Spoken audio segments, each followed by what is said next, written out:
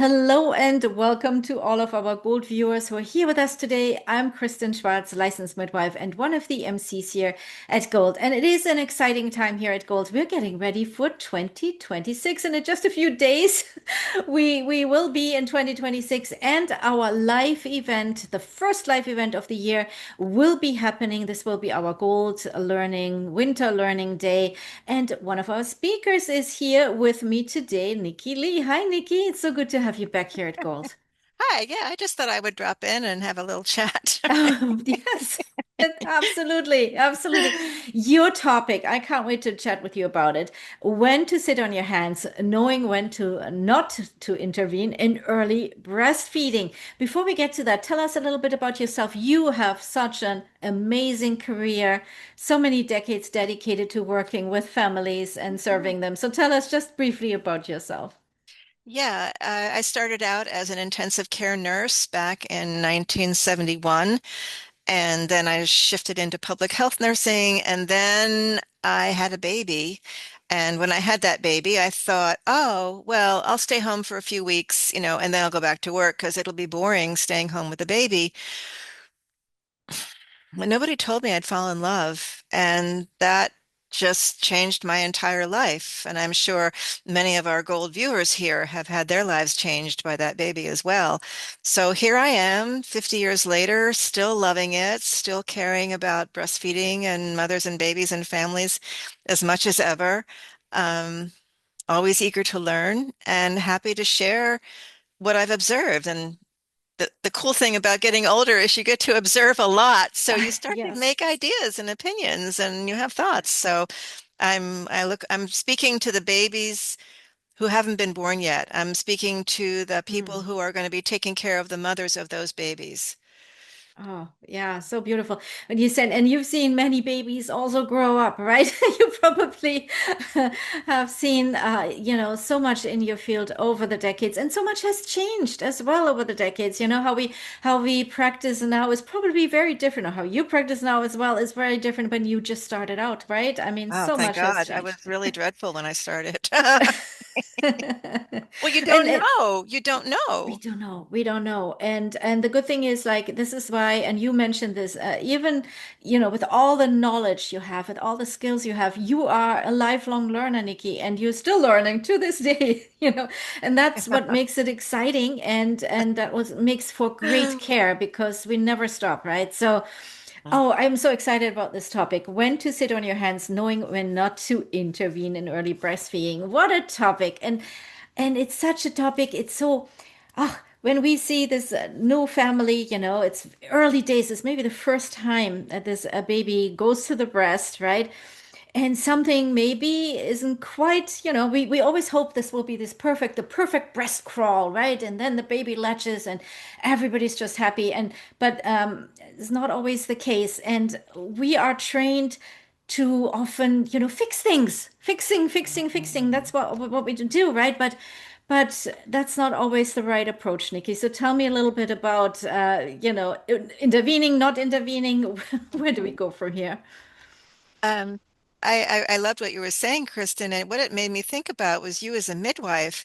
You must have the experience of sitting on your hands sometimes Mm-hmm. and Mm-hmm. not doing something. Right.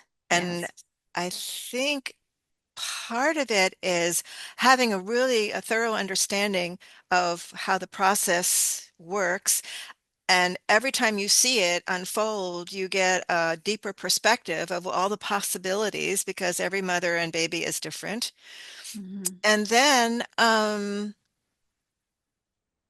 trusting that the process works. Like a human race has been around for a while, Yeah. so that works. And trusting your gut. I'm sure as an experienced midwife, you've had that idea. It's just, well, that's Hmm. something not right here. You're I right. have to pay Yeah. attention differently. And your own gut reactions, you have more neurons in your gut than you do in your brain, and gut intelligence is a real thing. Mm-hmm. And it's very difficult to give birth. It's very difficult to start a baby breastfeeding. And the more the mother, and it's usually the mother is the most common. We recognize there may be other names, Hmm. but mother is the most common. That it's difficult, it's not fun, And the trend should be progressing over time. You want to see some changes in the right direction that occur over time. So I'm sorry that there's nothing more specific that we can do. Like, if someone has their blood pressure goes up and you make them lie down. I mean, it's nothing that precise in Right. this kind of sitting with women sitting with women. That's what midwives Hmm. do. They sit with the mother, and Right. I'm Hmm. sitting with the mother and encouraging her, like, try that or try this. And when Hmm. I do make a suggestion, I will use a breast model I use a stuffed rabbit. It's a fuzzy toy to Aw, demonstrate, well, try this, or encourage, tweak, try that, or maybe roll over a little more, or giving some mirroring back what I'm seeing to encourage her to keep going the way she's right. going. But Mm. that was a really long, convoluted answer. No, no, that makes perfect sense, and you're so right. Like I always say, we are you midwives and lactation care providers too. We're the watchdogs of normal, right? Like, I mean, Sure. we're there, but it is sometimes not our role to rush in and intervene in something that just needs a little time or a little tweak by or an encouraging word or a kind word or something like that. So, but we live, and this is the ideal, but we live not always in an ideal world, right? Like, as you Yes. know, if in a hospital can be very rushed. There's a shift changed, and now we need to get this baby. This baby needs to be on the breast because we're on a roll, we're on a schedule here. We have goals, we have boxes to tick, right? So, um, Right. how we do we can we deal with that? How can we deal with that in kind of these situations where, you know, it's very busy. We don't have a lot of time, and we maybe don't have the leisure to sit on our hands and really wait an hour or two or something like that and just observe like what we would like to do in the ideal case. I think you can finagle it a little bit. So when the baby always starts with skin to skin, whatever you're doing starts with skin to skin.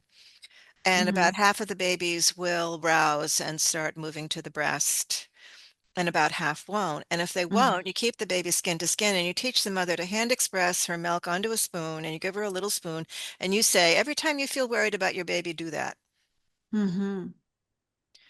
And that keeps the pediatrician off your back in the hospital because that becomes that's part of our care, right? Hmm. The Yeah. concerns of the other healthcare providers. So you can Yeah. document, well, this baby hasn't latched on yet, but his mother's fed it twice with milk she's expressed.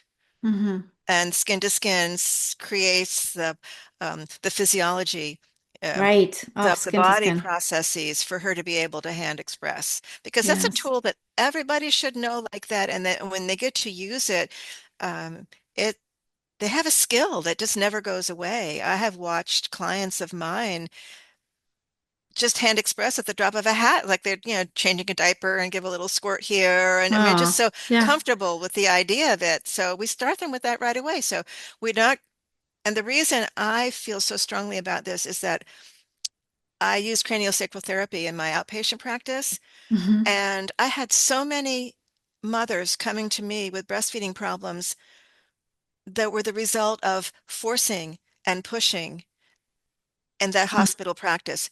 So Hmm. many. I mean, the bulk of my clinical practice at one Hmm. point, Yeah. because we can check the box, and there was just a study just recently published about that. You can make breastfeeding happen in the hospital by forcing the baby and the mother together. You can do that. Yeah, and it works, and you check the box and they're breastfeeding. Hmm. But that first week home turns into a disaster.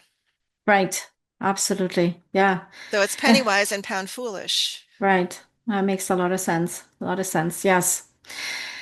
You talked earlier about trust, and I really want to pick that up because this is so true. I've seen how, many women simply don't trust their bodies, and that makes me so sad, right? Because I've seen Mm, maybe something on the internet, on social media, like of others, oh, how difficult it is, or how, I didn't make mm, enough milk, or you have to have the freezer full of milk, and all these kind of things.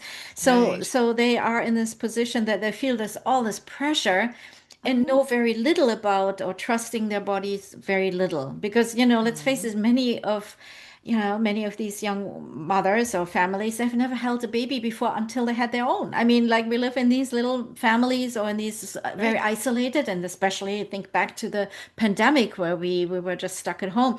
So they never Mm, held a newborn. They often don't trust their own body, and so what mm, can we do to kind of I feel like preparation is good, like prenatal mhm, education as well is mhm. important. What do you say, Nikki? At my visits, I hardly touch the baby at all. Hmm. The mother does everything. Undress That's the baby, beautiful. put the baby skin to skin, get them comfortable, get them lying down Hmm. comfortably, like either in laid back or side lying posture, and then have a conversation. Yeah. Like taking time. We Hmm. don't have to make this work this minute. You can feed your baby. You have milk. We can get the milk out and give it to your baby. And again, remember, I'm talking about the vast majority of folks are normal and healthy. That's still the majority of people. I mean, Right. I'm not talking about the people that you've identified some breast abnormality, abnormal shapes, or some other problem, or infertility and all that kind of stuff. I'm not speaking to that. And still, those are not the majority of the cases that we see. We see so many normal, healthy mothers. So letting her find her own time. I remember one mother, you're reminding me of her. She had never seen her baby. She came home from the hospital after 2 days and had been breastfeeding, but she had never undressed her baby. Oh, And so we did that that. makes me sad. Yeah, I that is know. very sad. You have to start, you can't skip over anything. That people have Right. to move through the process in their own way. And the hospitals are so rushed and so understaffed that doesn't get to happen. And sometimes they can't have that time until they get home. And when I worked in hospitals, sometimes I would say that to families. Sometimes you get home in your own bed, your own life, you're going to find it very different. And here's someone you can call to help you when you get home. Um, because you can't substitute for time and exploration. Like you can't rush a baby to the breast. It's supposed to take an hour or two, but the baby's going to go when the baby's going to Right. go. Yeah, the And baby's not on a schedule. So you it can doesn't you can force have. it, but when you force it, there's consequences because the mother is Yeah. watching you, and she's going to Hmm. learn to do that too. And then it creates a adversarial relationship before Hmm. they even go home. Yeah. Yes. Oh, so true. So, Nikki, I could talk to you for hours here, and I'm so excited about your presentation. So, before I let you go, though, what are you hoping? What is your hope that viewers will take away from your presentation on that Gold Winter Learning Day? One, well, those are many things, of course, but one thing that jumps into my mind right away is to tell mothers the correct information about how often a newborn feeds. This 8 to 12 times a day, who made that up? When you look at the experience of people, and I quote Shelley Marmette and her when she was observing new mothers in her hospital in Japan, the first baby-friendly hospital in the world was in Japan, and the newborns were nursing an average of 20 times a day. We tell mothers, you don't know how many times your baby's going to breastfeed. Keep them in the breast run all the time. And the other part of that is to teach mothers to breastfeed standing up right away. Because the way breastfeeding is taught in hospitals now, the implication is you're sitting down or lying down, and that's not wrong. Of course, you're going to breastfeed like that, but you also want to give her the strategy to be able to fit breastfeeding into her life, especially if she has other children. She can't just be sitting down always.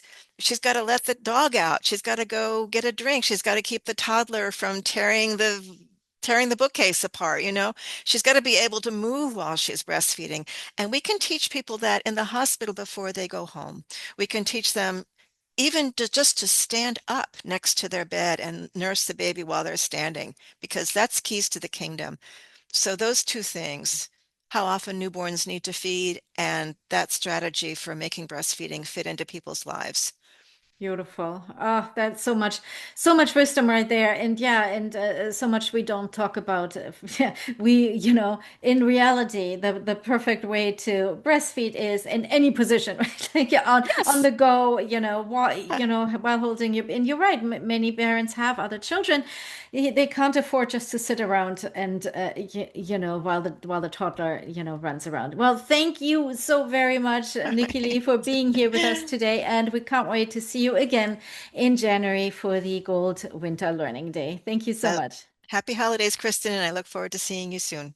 And happy holidays to you as well. And Bye-bye. also, of course, to our viewers here, we have some Yes. information here for you. If you would like to find out more about Nikki Lee's presentation and the other two presentation on this Gold Winter Learning Day, we're starting this year, 2026, strong. Please go to golearning.com. You'll find all the information about this event. All the presentations will be live, but they will be also recorded. So if you can't be there live on January 20th, you can, of course, then get the recordings as well.